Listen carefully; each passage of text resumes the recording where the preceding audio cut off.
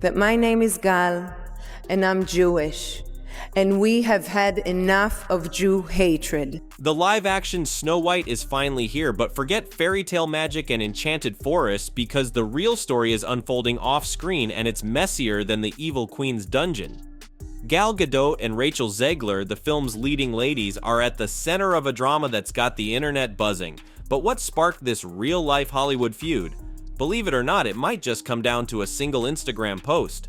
On March 21st, 2025, when Snow White finally premiered, Rachel dropped a seemingly heartfelt tribute on Instagram. It was all smiles, behind-the-scenes moments, and gushing thank yous to everyone who made the movie happen. She called the whole experience life-changing. Sweet, right? Except as fans scrolled through the post, a glaring omission jumped out. Where in the Enchanted Forest was Gal Gadot, the woman who played the iconic evil queen, Rachel's co-star? The other half of the movie's top billing vanished from Rachel's online celebration.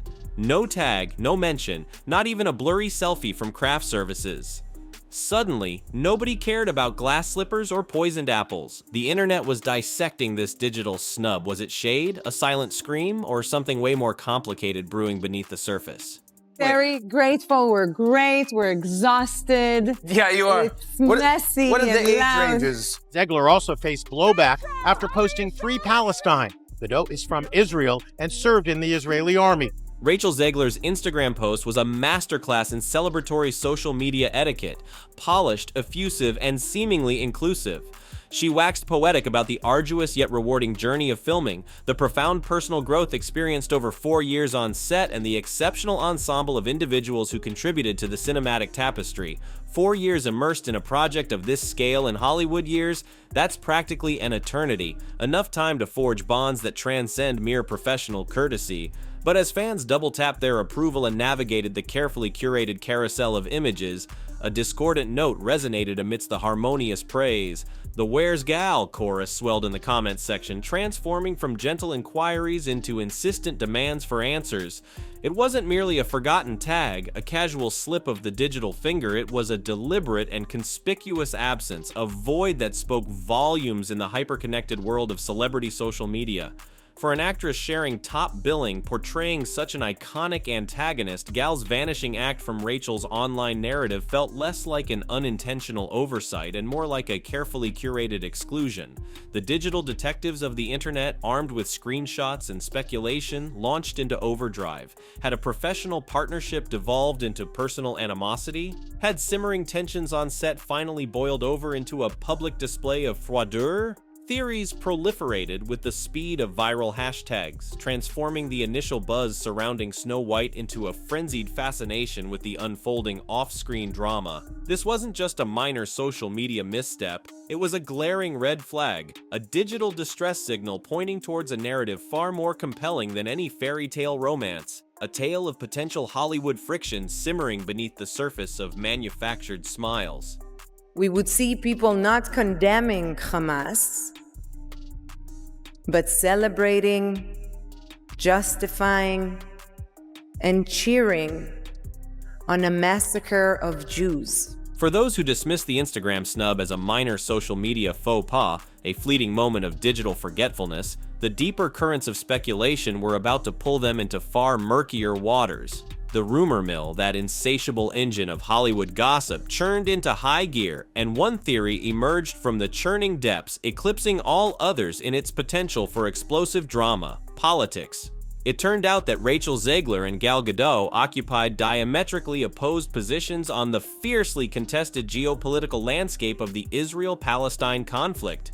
Gal Gadot, an Israeli native who served mandatory time in the Israeli Defense Forces before ascending to Hollywood stardom, has long been a staunch and vocal advocate for Israel, her public pronouncements consistently reflecting a pro-Israel stance. Rachel Zegler, in stark contrast, has lent her voice and platform to the Palestinian cause, expressing solidarity and support for Palestine in a manner that resonated deeply with a segment of the online sphere. And when we say voiced her support, we're not talking about carefully worded, ambiguous statements designed to offend no one. Zegler's pronouncements were direct, unambiguous, and impactful, particularly her Free Palestine tweet, which reportedly ignited a conflagration of controversy during the film's production. Consider the volatile nature of the Israeli-Palestinian conflict. a deeply divisive issue that ignites passions and polarizes opinions across the globe. Now inject that charged atmosphere into the pressure cooker of a Hollywood film set, where actors are expected to collaborate intimately, often for extended periods. Rumors began to circulate, whispers of strained interactions, a palpable frostiness permeating the on-set environment, and a prevailing sense of professional obligation overriding any semblance of genuine camaraderie. The mantra of "we're just here to work" reportedly became less a statement of professional focus and more a code of survival, a tacit acknowledgement of irreconcilable differences that demanded a carefully constructed wall of professional distance. Political fault lines, particularly those as deeply entrenched and emotionally charged as the Israel-Palestine conflict, can cleave even the most superficially harmonious environments. And in the amplified echo chamber of Hollywood, such divisions have the potential to transform a film set into a silent battleground. 13, almost 8, 3.5, and 1. Just in one. That's a lot. So we experience every hormone possible. Like when you leave the scene, I like turned to the camera and I was like, "Gal's mad." Like, it was so, but then you were FaceTiming your kids right after, being like, "Hey, so much." It's so good. However, to attribute the entirety of the perceived tension solely to political divergence would be to paint an incomplete picture. Zooming out from the geopolitical headlines and peering into the more intimate details of their personal lives reveals another layer of potential disconnect, a stark chasm in lifestyle and life stage.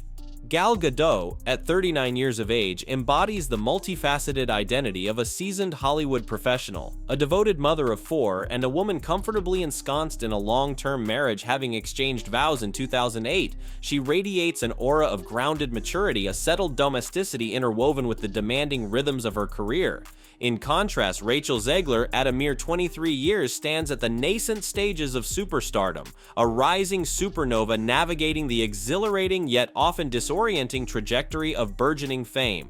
Her world is one of red carpets and whirlwind press tours, of navigating the intoxicating currents of early success while still grappling with the prosaic realities of young adulthood, perhaps still figuring out the intricacies of apartment living and the delicate balance between professional ambition and personal equilibrium. Envision the contrasting realities: Gal juggling school runs and script memorization, Rachel balancing auditions with after-parties, navigating the ephemeral landscape of trending topics and fleeting viral moments. These are women inhabiting vastly disparate spheres of existence, their daily rhythms, priorities, and perspectives molded by profoundly different life experiences. Imagine attempting to bridge this experiential gulf in the transient confines of a movie trailer between takes. Perhaps superficial commonalities, the shared language of skincare routines, or the universal anxieties of wardrobe fittings might provide fleeting points of connection. But the prospect of forging a deeper, more resonant bond, of cultivating a genuine rapport that transcends the superficiality of professional collaboration, seems increasingly improbable when confronted with the sheer magnitude of their divergent life trajectories. The very fabric of their daily realities, woven from threads of vastly different experiences, could easily contribute to a palpable sense of professional distance, a polite but ultimately superficial interaction, even in the absence of any overt political friction. What would you say to those who are just kind of overly critiquing the film at this point? You've worked so hard on it. Yet, despite the swirling vortex of rumors and the accumulating evidence of potential discord, the relentless machinery of Hollywood dictates that the show irrevocably must go on. And proceed it did, culminating in the highly anticipated Snow White premiere in the glittering heart of Los Angeles on March 15, 2025. Both Gal Gadot and Rachel Zegler graced the crimson carpet, dutifully positioning themselves side by side for the relentless barrage of flashing cameras. On the surface, a tableau of picture-perfect Hollywood glamour unfolded, a carefully orchestrated illusion of unity and shared triumph. But beneath the meticulously applied makeup and the dazzling designer gowns, beneath the veneer of practiced smiles and practiced poses, astute observers discerned a palpable undercurrent of tension. The smiles, while technically present, appeared strained, almost surgically affixed to their faces, lacking the genuine warmth and spontaneous effervescence of authentic joy. Their body language, meticulously scrutinized by eagle-eyed fans and body language experts alike, registered as stiff, almost glacial, devoid of the relaxed fluidity and unconscious mirroring that characterizes genuine rapport. The elusive sparkle in their eyes, that intangible indicator of authentic enthusiasm, seemed conspicuously absent, replaced by a guarded reserve, a carefully controlled neutrality that hinted at underlying unease. It was akin to witnessing two office colleagues at a mandatory holiday gathering, dutifully feigning camaraderie for the benefit of HR representatives and observing onlookers, their forced bonhomie failing to conceal the underlying professional distance. Professionalism? Undeniably present, meticulously executed, convincing? Decidedly not. Every photograph emanating from that red carpet became Exhibit A in the burgeoning investigation into the enigmatic dynamic between Rachel and Gal. Each frame dissected, analyzed, and scrutinized for subtle clues, for fleeting micro-expressions that might betray the truth behind the carefully constructed facade. Fans zoomed in to pixel level, dissecting angles, analyzing posture, and scrutinizing every nuance of facial expression, convinced that these seemingly innocuous images held the Rosetta Stone to unlocking the mystery of their true relationship. She's talented, she's attractive, she's got skill. But there are a lot of actresses in Hollywood who bring all that to the table and are not going to absolutely sabotage your work. Then, amidst the escalating online conjecture and the mounting photographic evidence of red carpet tension, a subtle shift in narrative strategy seemed to emerge. Rachel Zegler, perhaps acutely aware of the burgeoning PR tempest and the escalating whispers of on-set friction, appeared to attempt a course correction, a strategic pivot designed to redirect the swirling currents of speculation. In subsequent interviews and press engagements, she began to articulate a consistent message, a carefully crafted narrative centered on the media's purported propensity to pit women against each other within the competitive landscape of Hollywood. She eloquently spoke of the imperative of female solidarity, of the vital importance of actresses supporting their fellow female performers, of dismantling the insidious structures that foster rivalry and division among women in the industry. Powerful pronouncements undeniably resonant with contemporary conversations surrounding female empowerment and dismantling patriarchal structures within Hollywood. A message of unity, sisterhood, and mutual support. Yet conspicuously absent from these pronouncements, from these carefully constructed appeals for female solidarity, was any direct, explicit mention of Gal Gadot's name. Not a single acknowledging nod, not a fleeting reference to her co-star, not even a generalized inclusion within the sweeping umbrella of fellow actresses. Naturally, the ever-vigilant internet sleuths once again plunged into decoding overdrive, dissecting Rachel's carefully chosen words with forensic precision. Was this strategic omission a subtle veiled jab? A carefully calibrated act of passive aggression cloaked in the language of empowerment? A way of subtly throwing shade while simultaneously positioning herself as a champion of female unity? Or was it a more calculated maneuver, a deliberate deflection tactic designed to shut down the burgeoning rumors without directly confronting the proverbial elephant in the room? Or rather, the conspicuously absent evil queen from her Instagram narrative? It was a performance of masterful ambiguity, a carefully crafted statement that could be interpreted as either a genuine plea for female solidarity or a sophisticated exercise in damage control, leaving the audience to decipher the true intent behind the carefully chosen words and the equally significant silences. Every young person dreams about a phone call like that. I've been lucky to have a few of those in my life, but this one is certainly extra special as a huge Disney fan. Let's pivot our focus now to the entity bearing the brunt of this escalating off-screen drama, the monolithic entertainment conglomerate, Disney. One might reasonably assume that the impending release of a live-action Snow White adaptation, a project laden with nostalgic appeal and primed for box office dominance, would be met with celebratory champagne toasts and triumphant pronouncements from the Mouse House. Instead, the atmosphere at Disney headquarters reportedly resembled something closer to a 5-alarm fire drill, with damage control becoming the operative phrase of the day. The burgeoning off-screen drama, the escalating whispers of a feud, the relentless media scrutiny all coalesced into a PR nightmare that threatened to eclipse the film itself, hijacking the intended narrative and transforming the Snow White launch into a crisis management exercise. Headlines screamed not of fairy tale enchantment, but of Hollywood feuds and fractured female relationships. The studio, acutely aware of the potential for negative publicity to taint the film's reception, reportedly initiated a strategic downscaling of the premiere festivities, opting for a muted rollout rather than the initially envisioned grand, glittering extravaganza. The once anticipated massive press junket, the sprawling red carpet spectacle, all were subtly, almost surreptitiously curtailed, replaced by a more subdued, low-key approach. It was as if Disney, in a collective act of wishful thinking, hoped that by minimizing the promotional fanfare, they could somehow minimize the public's inclination to delve into the less-than-enchanted behind-the-scenes narrative. But fate, and the insatiable appetite of the internet for celebrity drama, had other plans.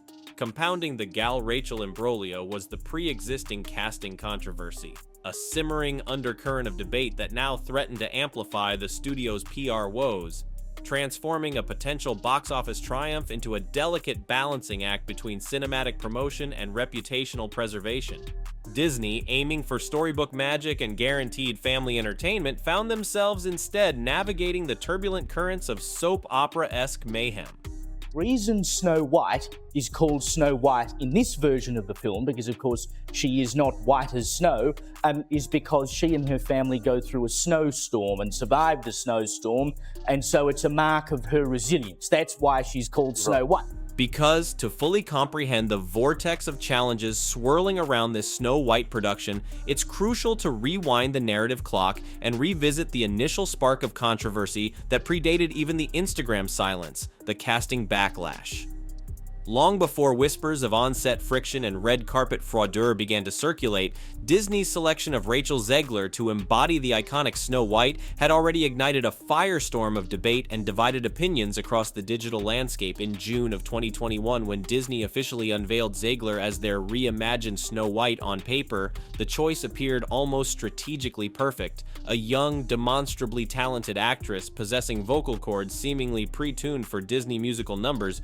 Zegler garnered effusive praise from director Mark Webb, who lauded her strength, intelligence, and optimism, painting her as the quintessential embodiment of a contemporary princess for a modern era. Everything aligned, seemingly poised for a casting triumph, except the enthusiastic applause was far from universal. Snow White, a character whose very name subtly alludes to a defining physical characteristic, skin as white as snow, has for generations been visually associated with a specific archetype of pale, delicate beauty. Thus, when Rachel Zegler, an actress of Colombian and Polish heritage, stepped into the glass slippers of this traditionally fair-skinned icon, a wave of dissent rippled through certain corners of the cultural sphere. Comment sections erupted into digital battlegrounds, opinion pieces proliferated across online platforms, and everyone from seasoned film critics to armchair political commentators weighed in, offering their perspectives on the perceived casting deviation.